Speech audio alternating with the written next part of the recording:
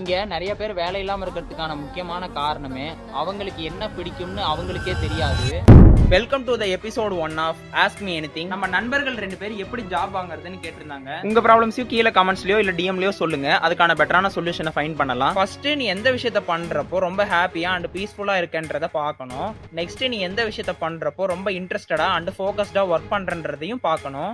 என்ன மாதிரி exceptional case இருப்பாங்க, அடுத்து என்ன பண்றதுனே தெரியாம இருக்கவங்க, அவங்கலாம் உங்களை நீங்க நம்பணும். சின்ன வயசுல இருந்து இப்போ வரைக்கும் உனக்கு என்ன பிடிக்கும் என்ன பிடிக்காதுன்றதெல்லாம் சப்கான்சியஸ் மைண்ட்ல ஆணித்தனமா ஸ்டோர் ஆயிருக்கும். டாக்டர் சொல்ற மாதிரி தான் நைட்டு தூங்குறதுக்கு முன்னாடி அப்புறம் காலையில எழுந்த உடனே என்னோட சப்கான்சியஸ் மைண்டுக்கு எனக்கு என்ன பிடிக்கும்ன்றது நல்லாவே தெரியும் அண்ட் அது என்னோட பாத்த ரிவீல் பண்ணும்னு சொல்லிக்கிட்டே இருக்கணும். இத நீங்க நம்பி ஃபீல் பண்ணி அட்லீஸ்ட் ஒரு 28 டேஸ்க்காச்சும் நீங்க உங்ககிட்ட சொல்லணும். சீரியஸா சொல்றேன், இது கண்டிப்பா ஒர்க் அவுட் ஆகும். நானே இதனாலதான் யூடியூப்லயும் இன்ஸ்டாவிலயும் இப்ப வீடியோ போட்டுட்டு இருக்கேன். எனக்கே ஒர்க் ஆகுறப்போ உங்களுக்கு ஒர்க் ஆகாதா?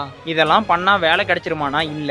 இது நீங்க எதுல பேஷனேட்டடா இருக்கீங்கன்றத ஐடென்டிஃபை பண்ணி விட்டுரும். நம்ம பேஷனை எப்படி நெக்ஸ்ட் லெவலுக்கு எடுத்துட்டு போறதுன்றத பத்தி ப்ரீவியஸ் வீடியோலயே சொல்லியிருக்கேன். See you tomorrow.